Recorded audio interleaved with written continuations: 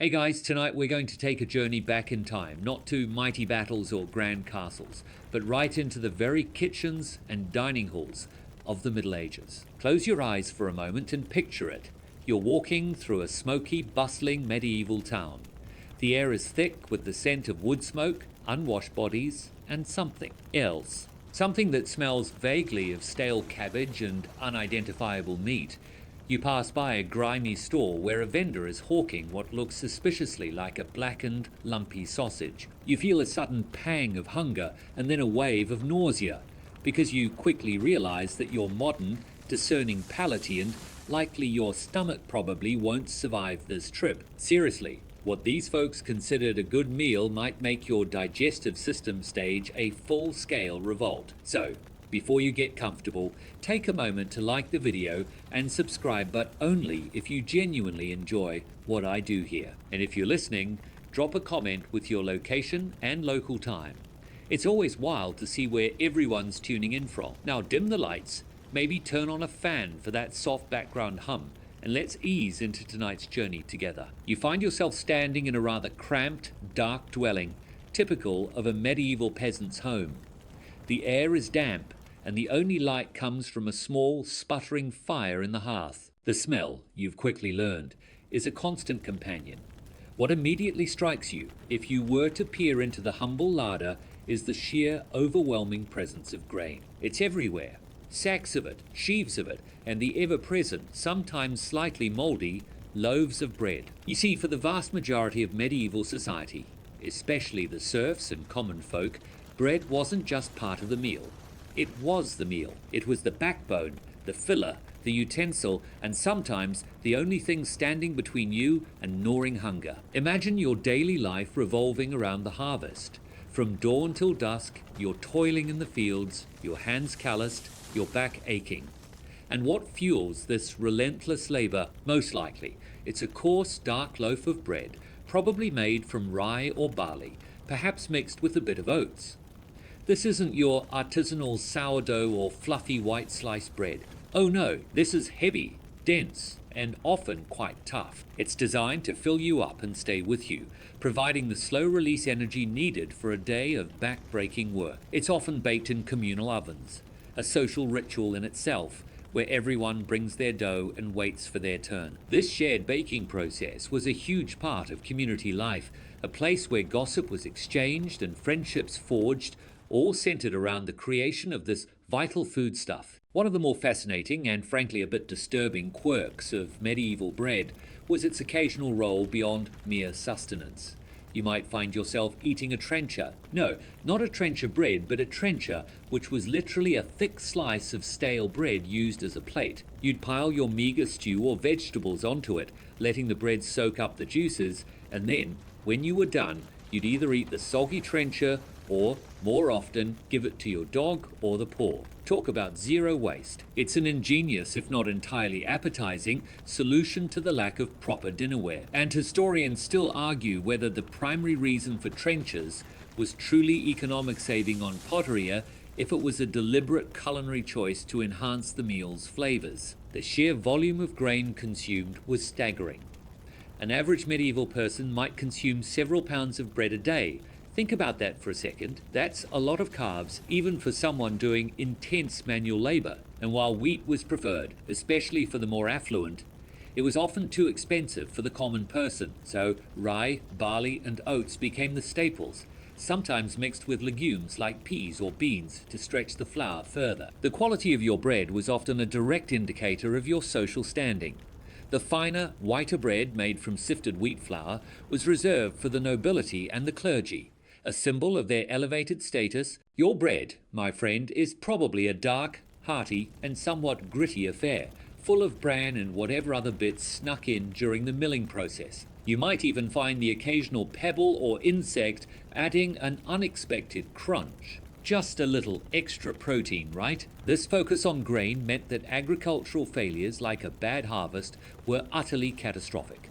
Without the grain, there was no bread, and without bread, there was widespread famine. You can imagine the constant anxiety that must have permeated medieval life, knowing that your very survival hinged on the whims of the weather, and the fertility of the land. It made every harvest a moment of profound relief, a temporary reprieve from the ever-present threat of starvation. And yet, despite the simplicity, this reliance on bread fostered a deep connection to the land and the cycles of nature, a connection we've largely lost in our modern world of endless supermarket aisles. As your journey through time continues, shifting from the medieval peasant's humble kitchen, you suddenly find yourself in a very different kind of sensory environment.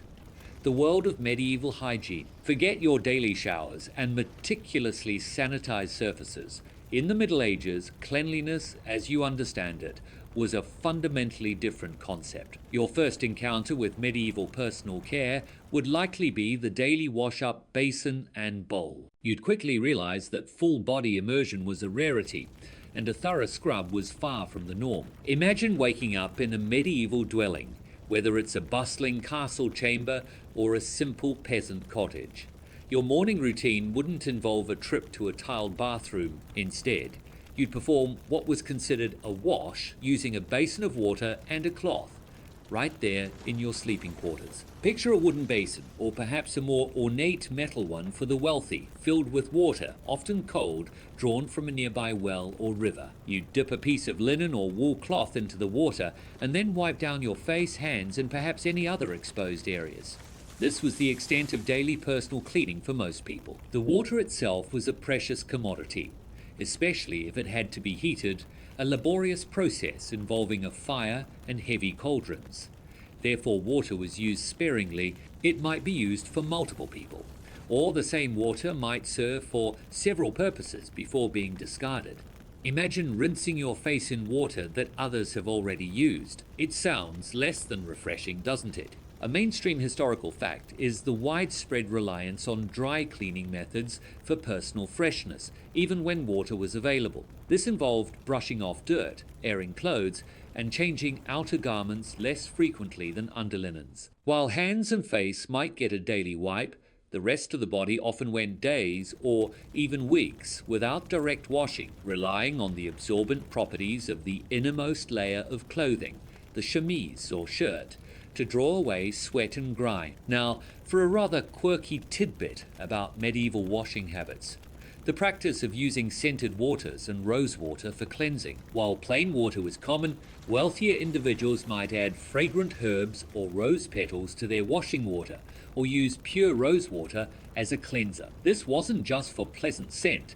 It was believed to have purifying and soothing properties for the skin. Imagine your morning wash having a distinct floral aroma, a small luxury in an otherwise unsanitary world. It provided a sensory illusion of cleanliness, even if the deeper hygienic benefits were minimal. Historians still argue whether the perceived benefits of these scented waters were genuinely therapeutic or primarily aesthetic, masking underlying odors. For the lower classes, the daily wash-up might simply involve a quick splash from a nearby stream or river. The concept of germs was unknown. Clean was largely about visible dirt and noticeable odors. Therefore, if you looked reasonably clean and didn't smell too strongly, or if others around you smelled just as strongly, you were considered presentable. Tooth care, as we touched upon, was rudimentary, often involving rubbing teeth with a rough cloth or chewing on herbs to freshen breath. Hair was also not frequently washed, relying on brushing and airing. So, while you might feel a fleeting sense of freshness after your basin wash, it would quickly fade into the general olfactory background of medieval life. This emphasis on localized, minimal washing highlights a profound difference in personal hygiene philosophies. It wasn't about eradicating every microbe, but about managing the most apparent aspects of cleanliness within the constraints of available resources and scientific understanding. You'd certainly miss the invigorating rush of a modern shower after even a single medieval morning. From the quick, cold splash of a medieval basin wash, your thoughts naturally turn to the more involved process of full-body cleaning, the bathing ritual. Forget daily luxuriating in hot tubs.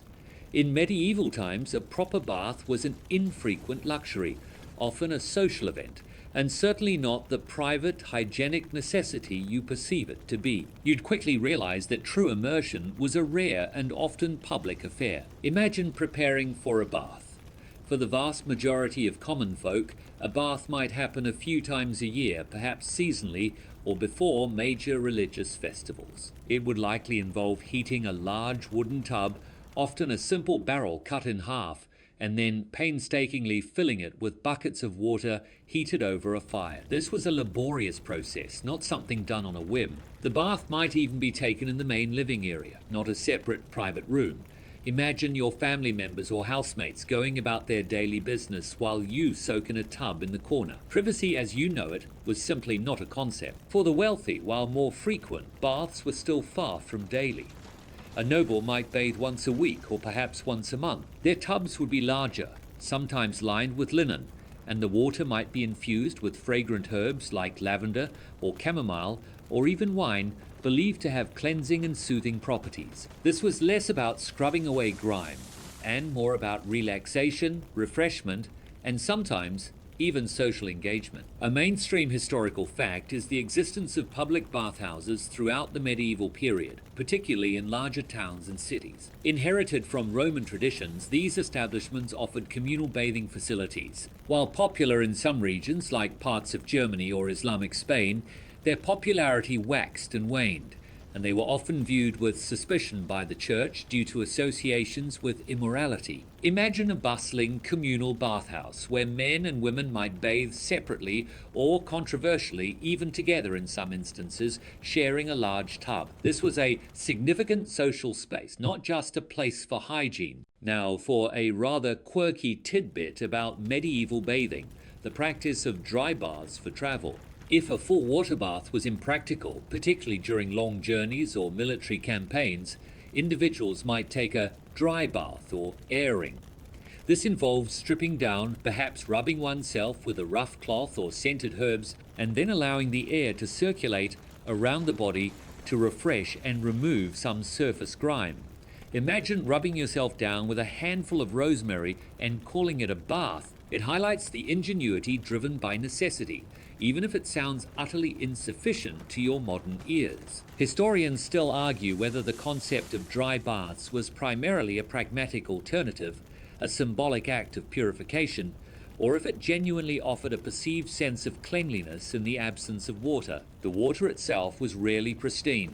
Even if heated, it often came from sources shared with animals or downstream from human settlement. Soap, while known, was coarse and made from animal fat and lye, very different from the gentle, perfumed baths you use today. It was primarily used for laundry, not personal washing. So, while you might emerge from a medieval bath feeling somewhat refreshed, you certainly wouldn't be squeaky clean. The act of bathing was often accompanied by other forms of personal grooming, hair brushing, nail trimming, and perhaps the application of perfumes. These were rituals of renewal, a rare chance to feel somewhat pristine in a world of constant grime and odors. For the wealthy, it might even be a small social gathering, with attendants bringing refreshments or entertainers performing. So, as you imagine yourself sinking into a wooden tub filled with lukewarm, perhaps herb-infused water, knowing it's a rare treat, you realize that medieval bathing was a profound departure from your daily routine. It was a laborious, often public, and far less effective means of achieving cleanliness, reminding you that running water and instant hot showers are truly modern miracles. You'd certainly count your blessings the next time you step into your bathroom. From the rare luxury of a full medieval bath, your focus now shifts to a part of the body that demanded constant, if often rudimentary, attention, hair care. Forget your array of modern shampoos, conditioners, and styling products. In the Middle Ages, maintaining your hair was a different kind of challenge, often involving grease, meticulous grooming, and a surprising tolerance for less than freshness. You'd quickly realize that a good hair day was a relative concept. Imagine your medieval hair. For both men and women, long hair was generally common, especially among the nobility, symbolizing beauty, status, and sometimes piety. The ideal often involved thick, lustrous locks, often fair-colored for women, as we discussed in beauty standards, or a rich brown, black for men. But achieving that luster without modern washing techniques was tricky. Washing hair, like body bathing, was infrequent. Shampoo, as you know it, didn't exist. Instead, hair might be washed with water, infused with herbs like rosemary, sage, or lavender, believed to cleanse and strengthen the hair. Some might use a very mild lye soap, but this would be harsh and drying. Imagine rinsing your hair with an herbal infusion, then letting it air dry, often retaining a subtle greasiness. The goal wasn't a squeaky clean feeling, but rather a pliable, manageable texture. A mainstream historical fact is the reliance on regular brushing and combing as the primary method of hair cleaning and maintenance. Rather than washing, medieval people would spend considerable time brushing their hair to remove dirt, dust, and tangles, and to distribute natural oils. Combs, made from wood, bone, or ivory, were essential tools for both men and women. This constant mechanical cleaning was crucial for managing hair in an age without frequent water washing. Now, for a rather quirky tidbit about medieval hair care, the use of animal fats and oils for conditioning and styling. To add shine, tame frizz, and manage hair, various animal fats, like bear grease or goose fat, or plant oils, such as olive or almond oil, might be rubbed into the hair. Imagine applying rendered animal fat to your scalp for conditioning.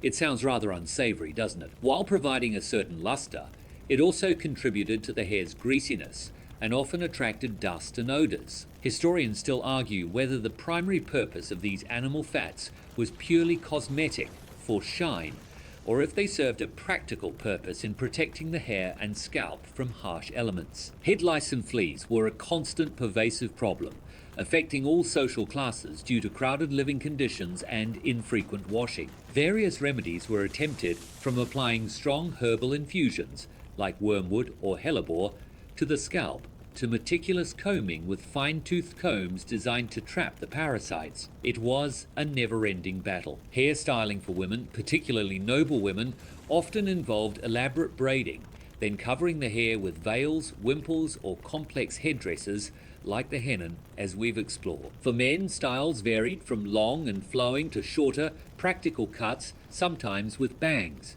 Beards were also common, requiring their own grooming. The hair was often a canvas for demonstrating status, either by being meticulously covered or by being visibly well maintained, despite the challenges. So, as you imagine yourself meticulously brushing your long hair, perhaps rubbing in a dollop of bear grease for shine, you realize that medieval hair care was a far cry from your modern routine. It was a blend of practical necessity, rudimentary tools, and a surprising tolerance for what you'd consider unhygienic. You'd certainly appreciate the scent of your favorite shampoo after this immersion into medieval Greece and grooming. From the subtly greasy realities of medieval hair care, your focus now shifts to the garments that covered the medieval body. Clothing care. Forget tossing your clothes into a washing machine. In the Middle Ages, keeping your attire clean was a laborious, often communal, and surprisingly complex process, relying more on airing and specialized treatments than on frequent, thorough washing. You'd quickly realize that true freshness was a rare luxury. Imagine your medieval wardrobe. It would likely consist of fewer garments than your modern closet, but each piece would be valuable and designed for durability. The clothes were typically made from wool, linen, or, for the wealthy, silk and velvet. These materials, especially wool, were difficult to wash effectively without shrinking or damaging them. So, what was the solution? Much like hair, a significant portion of cleaning involved what we'd now call dry cleaning or airing. Outer garments like tunics, gowns, and cloaks were not washed frequently. Instead, they would be brushed vigorously to remove dust and dirt, aired outdoors, weather permitting, to freshen them, and sometimes beaten to dislodge embedded grime. Imagine hanging your heavy wool cloak out in the sun and wind, hoping the fresh air would dissipate the odors of daily life, smoke, and sweat. This was a common and essential practice. A mainstream historical fact is the paramount importance of linen undergarments for personal hygiene. While outer clothes were rarely washed, inner layer shirts, chemises, and drawers, made of easily washable linen were changed much more frequently, ideally daily for the wealthy or every few days for the common person. These linen layers absorbed sweat and body oils, acting as a barrier between the skin and the more valuable, less washable outer garment. The laundress's job, especially in a noble household, was largely consumed by washing mountains of these linens. Now, for a rather quirky tidbit about tackling stubborn stains, the use of ash lye and fuller's earth. For garments that did need washing, particularly woolens, harsh methods were sometimes employed. Lye, derived from wood ash and water, was a strong alkali used for its cleaning properties, though it could be damaging to fabrics and skin. Fuller's earth, a type of clay, was used as a cleaning agent for wool, absorbing grease and dirt. Imagine scrubbing a precious wool tunic with a mixture of caustic ash and gritty clay. It sounds less like laundry and more like a chemical experiment. Historians still argue whether the widespread use of such harsh cleaning agents indicates a strong desire for cleanliness, or if it was simply the most effective method available despite its damaging effects on textiles. Dye stability was also a constant concern.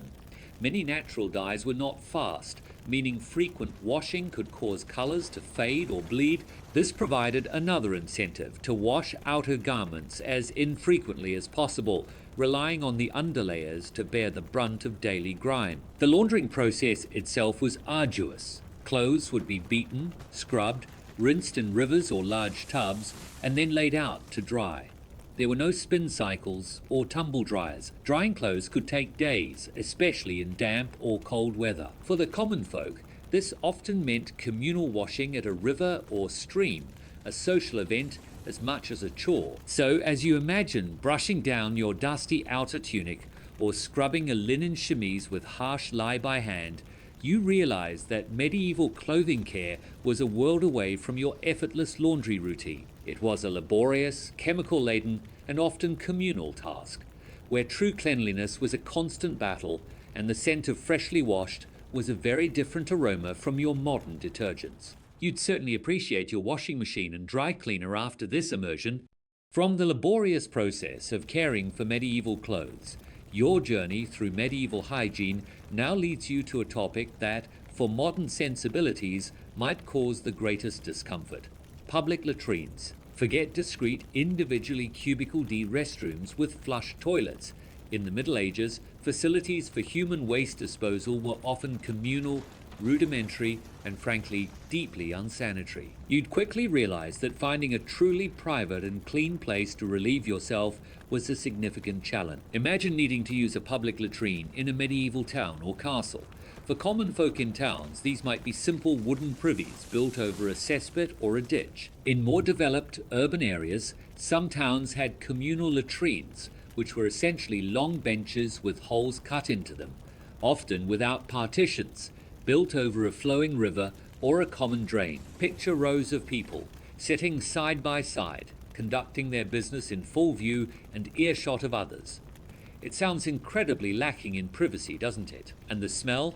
Well, you can imagine. In castles, latrines were known as garde-robes, a rather ironic name as it also meant wardrobe, hinting that the strong ammonia smell from the waste might kill fleas on clothing stored nearby. These were essentially chutes built into the castle walls, with a simple wooden seat over an opening that dropped waste directly into a cesspit below, or sometimes into the moat. While offering more privacy than public street latrines, they were still prone to blockages and, of course, a constant source of foul odors, especially on warm days. Imagine the constant draft of foul air wafting up from below. A mainstream historical fact is the direct connection between poor waste disposal and the spread of disease. The inadequate sanitation systems, where human waste often contaminated water sources or accumulated in public spaces, were major vectors for diseases like dysentery, cholera, and typhoid. The lack of understanding about germ theory meant that people didn't realize the direct link between their waste disposal practices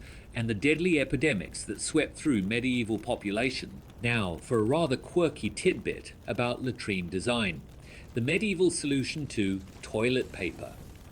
Forget soft multiply rolls. Medieval people used whatever was readily available. For common folk, this might be handfuls of straw, moss, leaves, or even simply wiping with their hand, often the left hand, hence why the right hand was used for eating and greeting. For the wealthy, it might be strips of old linen, wool, or even specially prepared sponges on sticks. Imagine the variety of textures and the distinct lack of true softness. It makes you appreciate your modern comforts in a whole new way. Historians still argue whether the perceived discomfort of these early toilet papers was a significant daily concern, or if people simply adapted to the prevailing rough materials. The act of waste disposal also highlights social stratification. While nobles had their private garderobes comparatively, the vast majority of the population relied on shared, unsanitary facilities or simply going in fields or ditches. The lack of proper sewage systems meant that human waste was a visible and odorous part of daily life in towns and cities. Even for women, the elaborate layers of medieval clothing, remember the gowns and petticoats made using these facilities, especially the often open-air public ones, a logistical challenge. Modesty, while valued, was often secondary to practical necessity. So, as you imagine navigating a crowded town street, trying to find a discreet corner,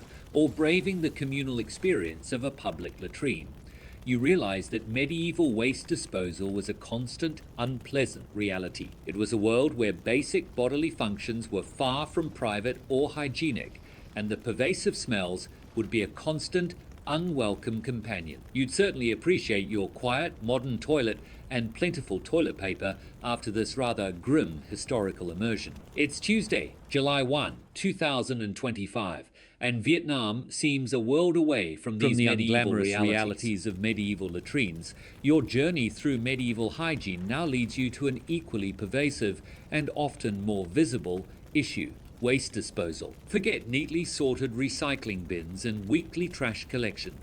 In medieval towns and cities, managing general refuse was a chaotic, often unregulated affair, with streets and ditches serving as the primary dumping grounds. You'd quickly realize that stepping outside meant navigating a landscape of discarded filth. Imagine walking through a medieval urban street.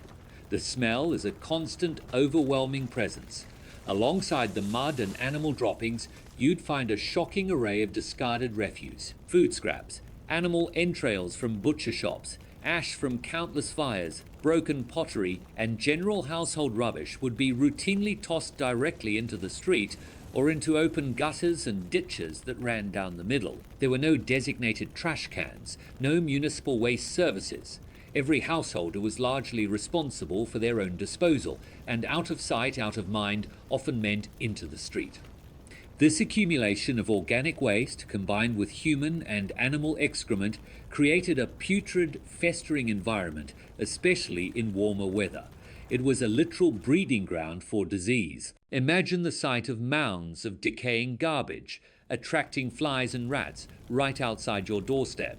It sounds like an absolute nightmare for public health, doesn't it? A mainstream historical fact is the pervasive problem of urban waste accumulation in medieval cities, which significantly contributed to the spread of disease. Despite occasional royal decrees or civic ordinances attempting to regulate waste disposal, these efforts were largely ineffective due to rapid population growth, lack of infrastructure, and limited understanding of germ theory. This constant presence of filth made medieval cities incredibly unhealthy places to live. Now, for a rather quirky tidbit about medieval waste disposal, the pig as a street cleaner. In many medieval towns, pigs were allowed to roam freely through the streets, acting as unofficial waste disposal units. Imagine these animals, rooting through the refuse, happily consuming food scraps and other organic waste. While they did help clear some of the detritus, they also added their own waste to the streets and contributed to the general unsanitary conditions. It's a rather gross yet surprisingly practical form of early urban management. Historians still argue whether the presence of pigs in urban areas was primarily a desperate attempt at waste management,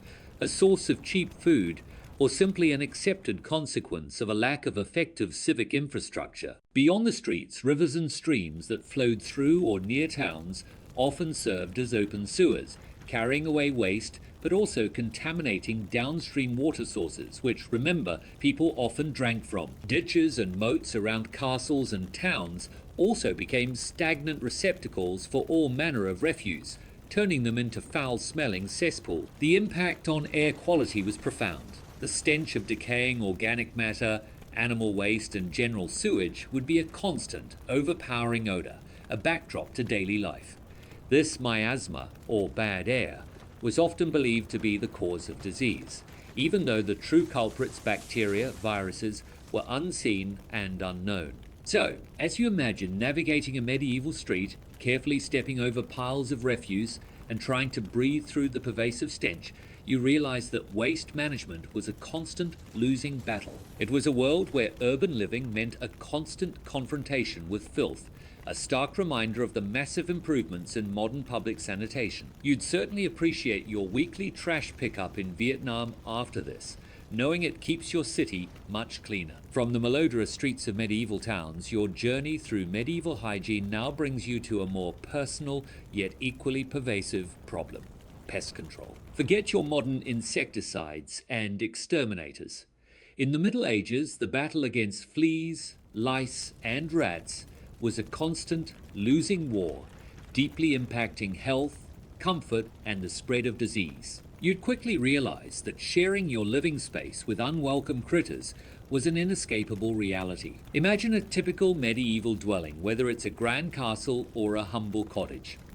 Regardless of social status, you would inevitably be sharing your space with a myriad of pests. Fleas and lice were universal companions. They thrived in the warm, often dirty environments of human dwellings, breeding in straw bedding, woolen clothing, and the unwashed hair and bodies of people and their animals. Imagine the constant itch, the persistent irritation, and the endless scratching that would be a normal part of your day. It sounds utterly maddening, doesn't it? Rats and mice were also ubiquitous, especially in urban areas and around any place where food was stored. They scurried through walls, gnawed at provisions, and scurried across floors, particularly at night. Their presence wasn't just a nuisance, they were carriers of disease, most famously the Black Death, carried by the fleas on rats, but also other ailments. Imagine the constant rustling sounds, the fear of your food being contaminated, and the sheer number of these unwelcome guests. A mainstream historical fact is the direct link between fleas, specifically those on rats, and the transmission of the Black Death. While medieval people had no concept of germ theory, they observed the devastating spread of plague after rat populations surged. This devastating pandemic, which killed millions across Europe, stands as a stark reminder of the deadly consequences of uncontrolled pest populations in close proximity to human. Now, for a rather quirky tidbit about medieval pest control, the use of flea furs, or zibolino. While more famously a Renaissance accessory, some medieval women, particularly noble women, would wear small, defleed, or supposedly defleed animal furs, often a sable or marten, draped around their necks or shoulders. The idea was that the fleas would be attracted to the warmer, furrier animal and leave the human host. Imagine wearing a dead animal as a living trap for your parasites. It sounds utterly bizarre and likely of limited efficacy. Historians still argue whether flea furs were primarily a genuine attempt at pest control, a fashionable status symbol, or simply a charming, if ineffective, superstition. Other attempts at pest control were often rudimentary. For fleas and lice, constant combing of hair and inspection of clothing was common. Strong-smelling herbs like pennyroyal, mint, or lavender might be placed in bedding or sachets, believed to repel insects. Traps for rats and mice were crude, often involving simple snares or pits. Cats and dogs, while beloved companions, also contributed to the flea problem, even as they hunted rats. The constant battle against these pests highlights the different standards of comfort and hygiene. You would simply accept their presence as an inescapable part of life. The idea of living in a completely pest-free environment would be an alien concept. Your skin would likely be covered in flea bites, and the occasional mouse scurrying across your floor wouldn't be a cause for alarm, but simply a normal occurrence. So, as you feel an imaginary itch or hear the faint skittering of tiny feet, you realize that medieval life meant a constant, intimate cohabitation with countless unwelcome creatures. It was a world where basic comfort was perpetually undermined by the presence of pests, and where the unseen threat they carried was a grim reality. You'd certainly appreciate your modern pest control services and the sheer absence of everyday parasites after this historical immersion in Vietnam. It's Tuesday evening here, and the thought of fleas is enough to make anyone want to pull the covers up high. From the constant battle against personal pests, your journey through medieval hygiene now expands to the very structures you inhabit. Castle hygiene. Forget fairy tale images of pristine stone halls. Medieval castles, for all their grandeur and strategic might, were often incredibly challenging to keep clean, representing a constant struggle against waste, grime, and the sheer logistics of maintaining a massive living and working space for hundreds of people. You'd quickly realize that grandeur often masked considerable grime. Imagine living in a medieval castle.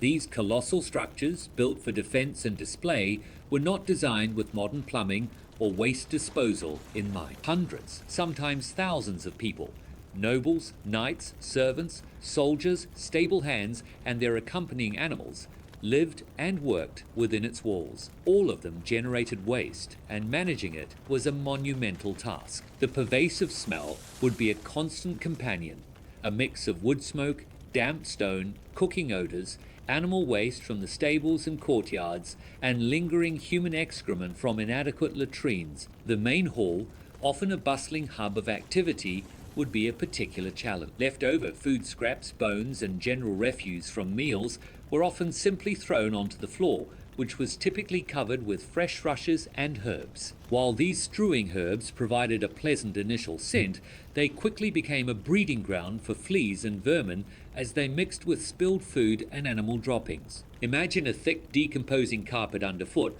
rarely changed more than a few times a year. A mainstream historical fact is the reliance on garderobes, latrines, that often emptied directly into the moat or a cesspit beneath the castle walls. While this provided a degree of separation from living quarters, these cesspits required periodic cleaning, a truly foul and dangerous task. The accumulated waste in moats could also turn them into stagnant, disease-ridden trenches, contributing to the overall unsanitary conditions around the castle. Now, for a rather quirky tidbit about keeping castles clean, the practice of scavenger animals within the walls. Beyond pigs in towns, castles often relied on various animals to act as informal waste disposers. Dogs, of course, but sometimes even geese or other fowl would roam the courtyards and even the lower halls, pecking at scraps and helping to clear some of the organic detritus. Imagine sharing your living space with a pack of scavenging dogs, who, while useful, also added to the general mess and odor. It's a rather rough and ready form of waste management. Historians still argue whether the presence of these animals was primarily a conscious waste management strategy or simply an unavoidable consequence of medieval living where animals and humans coexisted in close proximity. Water for washing and cooking had to be drawn from wells or cisterns within the castle walls or brought in from outside. This water was often not truly clean, and carrying it for various purposes was arduous. Dishwashing, laundry, and personal washing all consumed vast amounts of labor and resources. Maintaining cleanliness in a castle was largely the responsibility of the numerous servants and household staff. Every day involved sweeping, scrubbing, polishing, and removing waste. The sheer volume of this daily grind highlights the invisible labor that went into making a castle function, even if the results by modern standards were far from pristine. The damp, cold stone walls also harbored mold and mildew, adding to the pervasive, musty smell. So, as you imagine navigating the grand yet undeniably smelly and somewhat grimy halls of a medieval castle, you realize that grandeur often existed side by side with considerable filth. It was a constant battle against the accumulation of waste and the realities of living in close quarters with hundreds of people and animals. You'd certainly appreciate your vacuum cleaner and regular waste collection services after experiencing medieval castle life. You might even find yourself missing the relatively contained mess of your own modern home in Vietnam. From the internal struggles of castle hygiene, your journey through medieval cleanliness now expands to the larger, even more overwhelming challenge: urban sanitation. Forget your modern sewage systems and municipal waste management.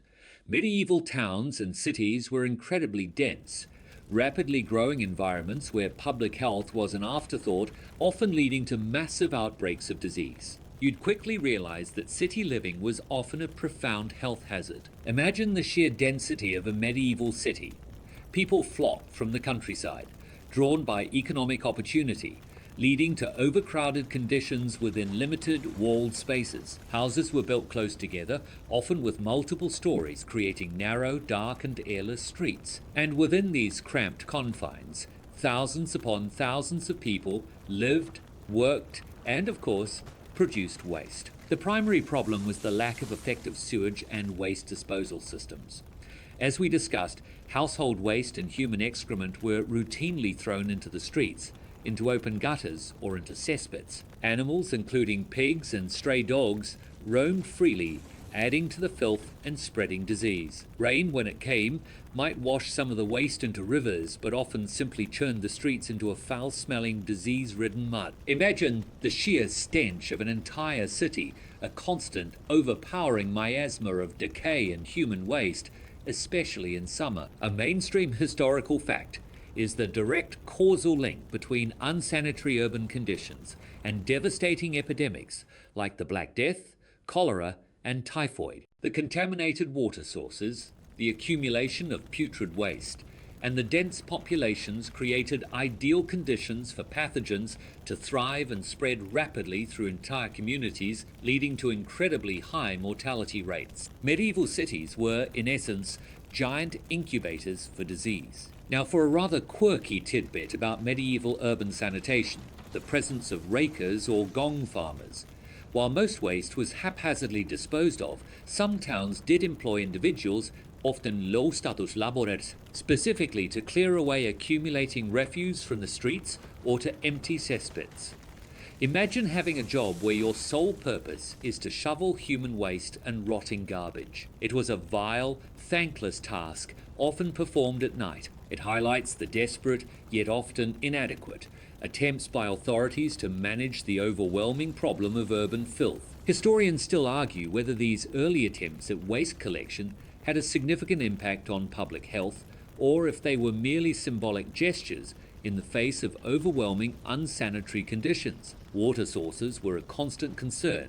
Rivers flowing through cities became open sewers, and wells, if not regularly cleaned and protected, were easily contaminated by seepage from cesspits and overflowing drains. Drinking contaminated water was a primary cause of medieval dysentery and other waterborne illnesses. The reliance on ale and wine, which involved boiling water, was a pragmatic if unintended public health measure. Even trades contributed to the problem.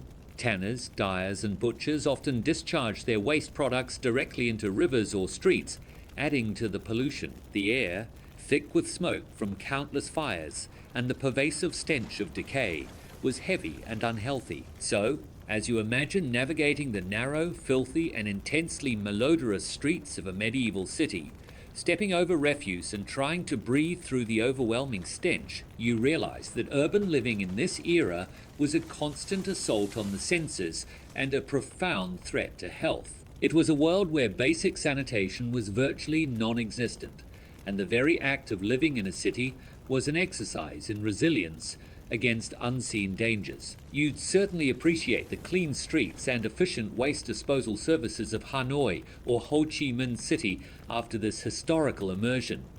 It's truly a different world. From the dense, foul-smelling streets of medieval cities, your journey through medieval hygiene now takes a detour to the contrasting, yet still challenging, realities of rural hygiene. Forget pristine farmhouses and fresh country air. While different from urban grime, the countryside still presented its own unique set of sanitary challenges, intimately connected to the rhythms of nature and the close proximity of earth and animal. You'd quickly realize that country fresh meant something entirely different back then. Imagine a medieval peasant's village. The air here might not have the concentrated stench of an urban center, but it was far from odorless. The dominant smells would be those of the earth, wood smoke from hearths, and most prominently, animal waste. Livestock, cows, sheep, pigs, chickens, often lived in close proximity to human dwellings, sometimes even sharing the same roof, especially in winter for warmth. Imagine the pervasive odor of manure and farm animals. a constant, earthy background to your daily life. Waste disposal in rural areas was often simpler, but not necessarily cleaner. Human waste might be deposited directly into a nearby field, a garden, or a designated midden, a communal dung heap, to be collected later for fertilizer. Animal waste would accumulate in farmyards or be spread directly onto field. While the system returned nutrients to the soil, it also meant that pathogens from human and animal waste could easily contaminate water sources or be tracked into home. A mainstream historical fact is the reliance on animal dung as fertilizer for crops. This practice, vital for maintaining soil fertility in an agrarian society, meant that human and animal waste were intimately integrated into the agricultural cycle. While efficient for farming, it also presented significant health risks due to the transmission of parasites and diseases from contaminated soil and water. Now, for a rather quirky tidbit about rural hygiene, the straw bedding in peasant homes.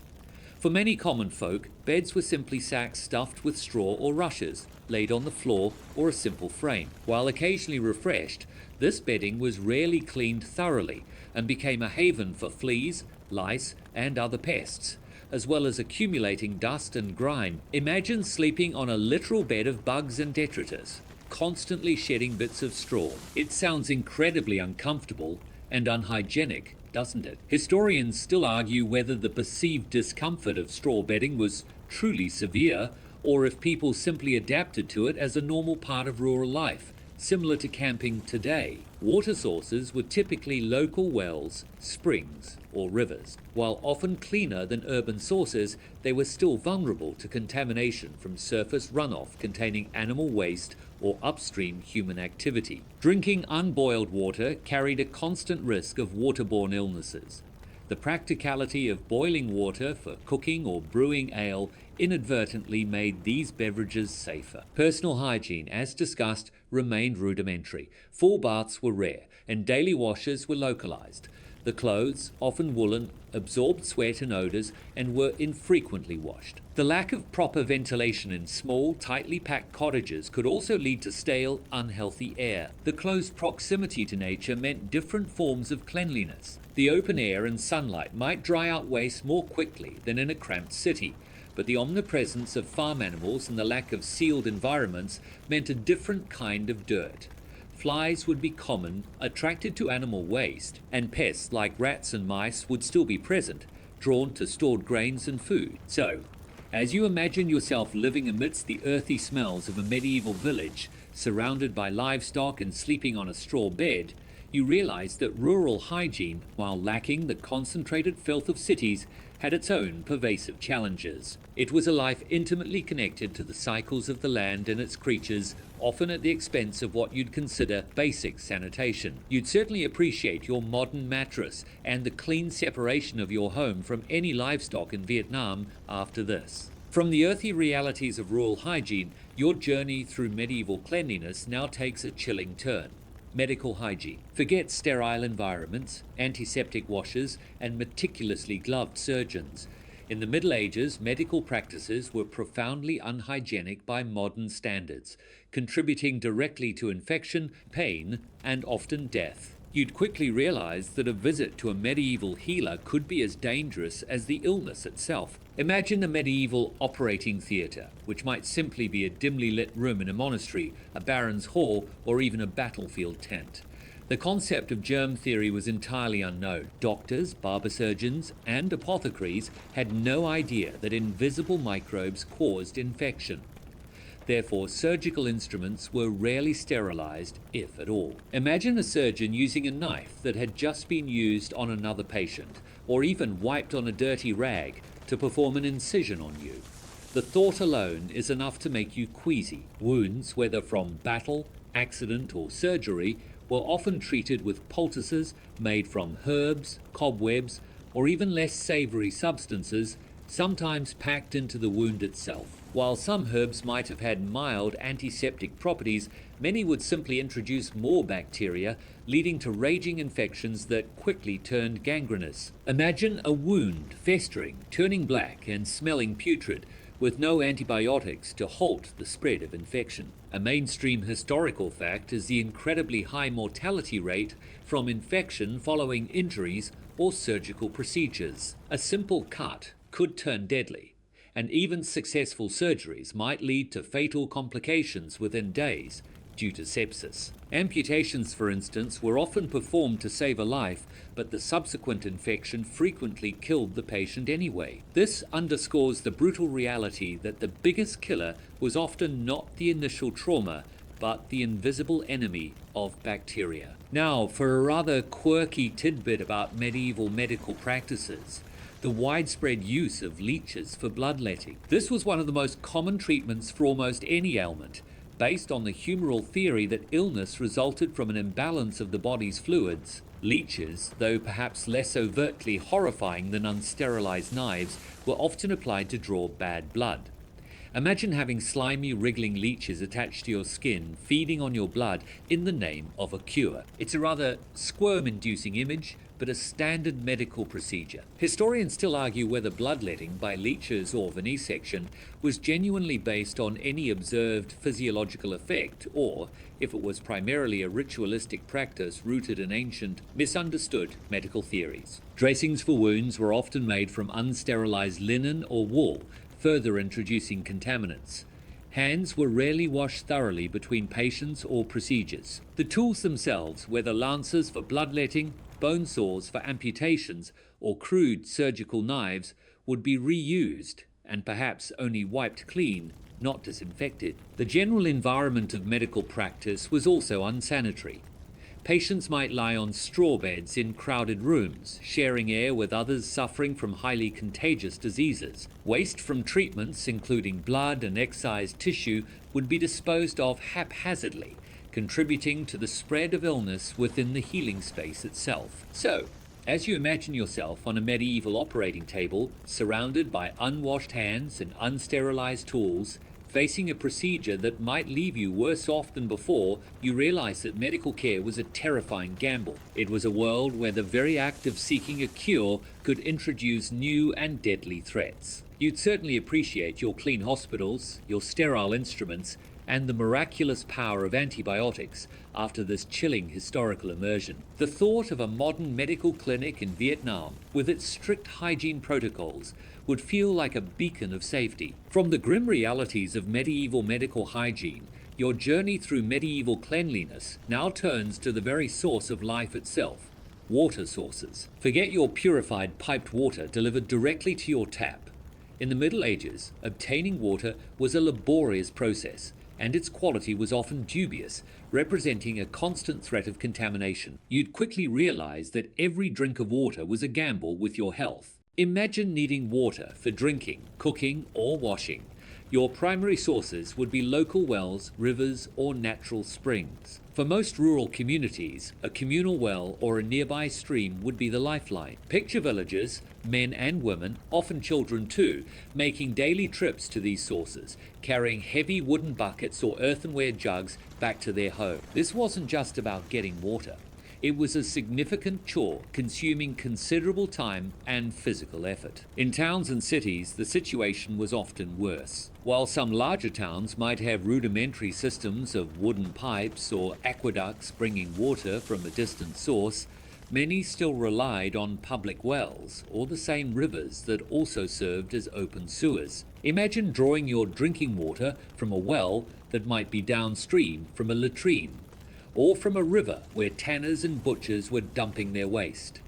The invisible threat of contamination was omnipresent. A mainstream historical fact is the direct link between contaminated water sources and the widespread outbreaks of waterborne diseases like dysentery, cholera, and typhoid, particularly in densely populated medieval towns. Without understanding germ theory, people consumed water laden with bacteria and viruses, leading to chronic illness and high mortality rate. Many major medieval epidemics were, in essence, public health crises driven by unsafe drinking water. Now, for a rather quirky tidbit about medieval water storage: the use of cisterns for rainwater collection. While wells and rivers were common, some wealthier households, particularly in castles or monasteries, would collect rainwater in underground cisterns. This water, often filtered through sand or gravel, could be a cleaner source than a contaminated well. Imagine having an elaborate system for harvesting rainwater from the rooftops of a castle,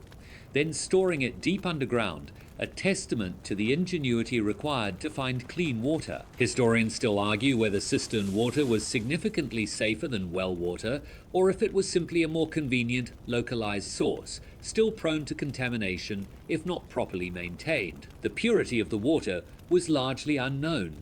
Even what appeared clear could be teeming with invisible pathogens. The pragmatic act of boiling water for cooking or brewing ale inadvertently served as a vital public health measure, killing many of the harmful microbes, which is why ale was often safer to drink than raw water. Children, however, often drank unboiled water and were particularly vulnerable to waterborne illnesses. Access to water was also a constant point of concern, especially during sieges or droughts. A well running dry or a water source being deliberately poisoned by an enemy could quickly lead to disaster for a besieged castle or a parched community. The vulnerability of water supplies underscored their critical importance. So, as you imagine yourself carefully drawing water from a public well, perhaps eyeing the muddy puddles nearby, or sipping an ale, knowing it's probably safer than the alternative, you realize that medieval water was both a blessing and a curse. It was a constant reminder of humanity's fundamental dependence on this vital resource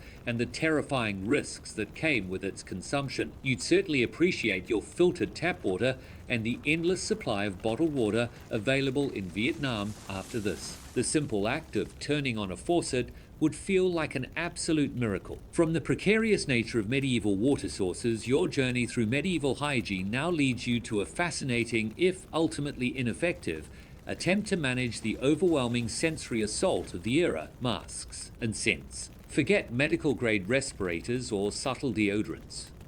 In the Middle Ages, people tried to combat bad air and unpleasant odors with everything from fragrant herbs to elaborate personal accessories, reflecting a profound misunderstanding of disease transmission. You'd quickly realize that smelling good was a battle, and often a futile one, against a constant tide of unpleasantness. Imagine walking through a medieval city or castle. The pervasive smells, as we've discussed, were a constant feature: human and animal waste, decaying refuse, smoke, unwashed bodies. This miasma, or foul air, was widely believed to be the primary cause of disease. Therefore, to protect oneself and to simply make life more bearable, people employed various aromatic strategies. One of the most common methods was the use of fragrant herbs and flowers. As we've mentioned, floors were strewn with rushes, lavender, mint, and chamomile. People would carry small sachets of dried herbs in their pockets or tucked into their clothing. Imagine holding a small bunch of sweet-smelling herbs to your nose when passing a particularly noxious cesspit or a crowded, unwashed street. It was a simple, personal attempt to create a breathable, pleasant bubble around yourself. A mainstream historical fact is the widespread belief in miasma theory as the cause of disease, particularly during epidemics like the Black Death. This belief led people to carry or burn strong-smelling substances, believing that these pleasant odors would purify the air and ward off illness, or at least drive away the bad air that carried disease. This pseudo-scientific understanding of hygiene heavily influenced personal and public practices throughout the medieval period. Now, for a rather quirky tidbit about medieval personal scent accessories, the pomander. These were typically small, ornate balls made of gold, silver, or carved wood, perforated with holes, and filled with highly aromatic substances like ambergris, musk, civet, frankincense, or strong spices like cloves and cinnamon. Worn on a chain around the neck or wrist, or simply carried in the hand, they allowed the bearer to constantly inhale a pleasant scent, supposedly warding off the surrounding stench and protecting them from disease. Imagine a tiny, fashionable air freshener that was also your personal health shield. Historians still argue whether the primary purpose of pomanders was truly perceived as medicinal, a display of wealth due to the expensive contents, or simply a practical way to combat pervasive odors in daily life. Perfumes, often made from rosewater, lavender, or more exotic imported ingredients, were also liberally applied to bodies and clothing, not just for allure, but to mask underlying odors. The wealthy might even commission unique blends, creating a distinctive personal scent trail that differentiated them from the less fragrant masses. Even medical practitioners, particularly during outbreaks of plague, would sometimes wear primitive beak masks, more famously associated with 17th century plague doctors, but rooted in earlier ideas, which were long, bird-like noses stuffed with aromatic herbs and spices. The idea was that the strong, good smells would filter the bad air before it reached their lungs. Imagine the bizarre sight of someone approaching you with such a mask, a visual representation of the desperate fight against perceived airborne threats. So, as you imagine yourself holding a bunch of lavender to your nose or discreetly sniffing a pomander, trying to escape the overwhelming smells of medieval life, you realize that the battle for pleasant personal and environmental hygiene was a constant, and often losing, one. It was a world where sensory overload from unpleasant odors was the norm, and the attempts to combat it were ingenious, if ultimately ineffective against the true causes of illness. You'd certainly appreciate your modern air purifiers, deodorants, and the generally clean air of Vietnam after this historical immersion. From the intriguing world of medieval masks and scents, your journey through medieval hygiene now draws to a close. As the faint echoes of bustling streets and the imagined smells of rushes and rosewater fade, you are left to reflect on the profound and surprising legacy of medieval cleanliness. Forget everything you thought you knew about Dark Ages hygiene. These practices, for all their strangeness, laid subtle foundations and offer startling contrasts that help us appreciate our modern world. Imagine standing in your clean modern home in Vietnam. Your daily shower, your flush toilet, your filtered water, your waste disposal services. These are not ancient rites, but hard-won luxuries, the culmination of centuries of trial and error, scientific discovery, and social evolution. The medieval era, for all its grime, inadvertently set the stage for these advancements by highlighting the desperate need for them. The recurring plagues and illnesses forced communities to grapple with sanitation on a scale never before seen, even if their understanding of the cause was flawed. The realization that dirt and disease were linked, even if attributed to miasma rather than microbes, drove early public health initiatives. The communal bathhouses, the attempts, however rudimentary, at waste removal, the construction of aqueducts, these were early, often faltering, steps towards civic sanitation that would eventually lead to the complex infrastructure we rely on today. The very problems of medieval towns became the catalysts for later solutions. A mainstream historical fact that powerfully illustrates this legacy is the foundation of public health regulations and urban planning. While medieval efforts were often localized and ineffective, they represent the very first attempts by authorities to control waste, manage water, and regulate hygiene for the collective good. These nascent efforts, born out of necessity and plague, were the direct ancestors of modern sanitation departments, building codes, and public health policies. They recognized a societal problem, even if they didn't fully grasp its root cause. Now, for a rather quirky reimagining of a medieval hygiene legacy, consider the enduring appeal of natural remedies and clean living. While we no longer advocate for crocodile dung, the medieval reliance on herbs, essential oils, and plant-based washes for skin and hair finds a surprising echo in today's organic beauty movements and holistic wellness trend. Imagine a medieval herbalist nodding knowingly at a modern all-natural skincare line, perhaps chuckling at the vastly improved safety, but recognizing the core ingredients. It's a cyclical return to nature, albeit with scientific validation now. Historians still argue whether the modern resurgence of natural hygiene products is a genuine rediscovery of effective ancient wisdom or simply a romanticized aesthetic trend divorced from the practical grimness of medieval application. The very concept of privacy and personal hygiene is a modern invention, a stark contrast to the communal and often public nature of medieval bathing and latrines. Your ability to lock a bathroom door and have a truly private moment would be utterly alien to most medieval people. This highlights not just technological progress, but a fundamental shift in cultural values. Even the simple act of hand washing, while not understood scientifically, was a common practice before meals for the wealthy, emphasizing a basic level of cleanliness that has endured and is now amplified by our understanding of germ theory. The tradition continued, even if the why profoundly changed. So, as you settle deeper into your dreams, leaving behind the smells and struggles of medieval cleanliness,